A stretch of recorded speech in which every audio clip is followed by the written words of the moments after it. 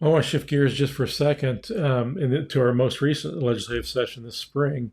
A few months ago, there was obviously, as you know and our audience knows, the Biden administration is extremely pro-abortion. They want to make abortion available to everybody, even in states that have ruled against abortion or legislated against it, like in Indiana, and they want to go around our laws.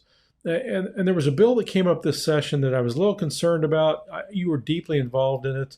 It allowed pharmacists to prescribe contraceptives. I know there's a difference between contraceptives and abortions, but does that have that bill that was passed allowing pharmacists rather than just doctors to prescribe contraceptives? Did it have pro-life protections in it on abortifacient drugs?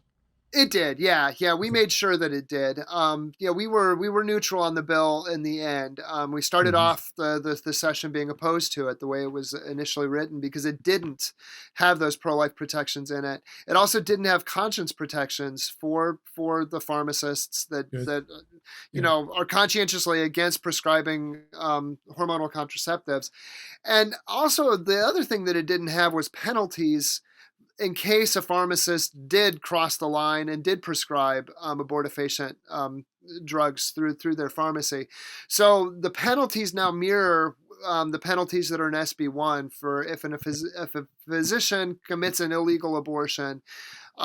Those are now those same penalties would be applied to a pharmacist if a pharmacist performed an illegal abortion through Mm-hmm. prescribing of abortifacient Right. drugs. So and we made sure that it was named that the whole class of drugs was named in that. So yeah, they're basically progesterone blocking drugs is how almost all of those abortifacient drugs work. They block progesterone to basically starve out the child after it's Mm-hmm. implanted. Um, so that entire class. So we're not going to have this game of whack-a-mole where it's like, well, this drug wasn't named in the law, so it's allowed. This drug wasn't named in the law, it's allowed.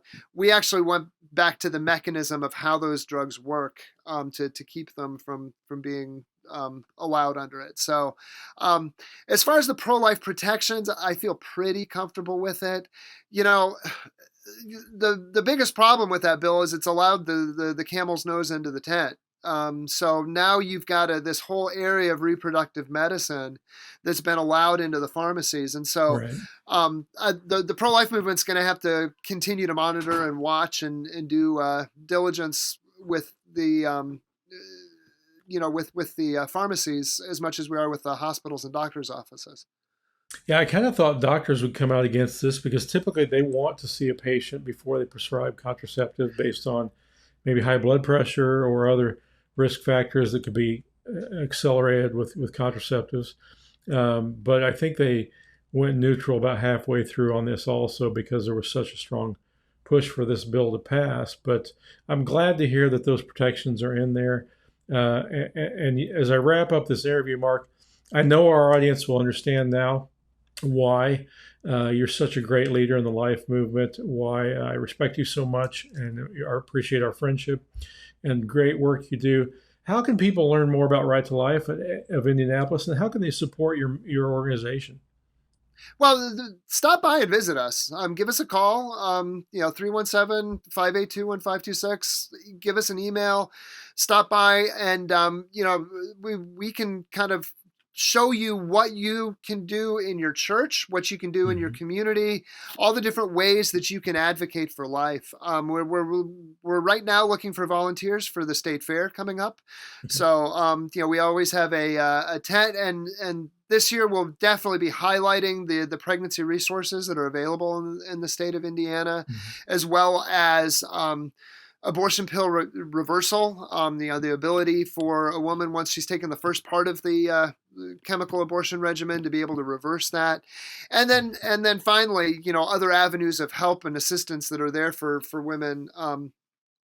When they're pregnant. So we need volunteers to help us man that. So contact our office for that, or you can kind of check us out on our website. It's www.rtlnd.org.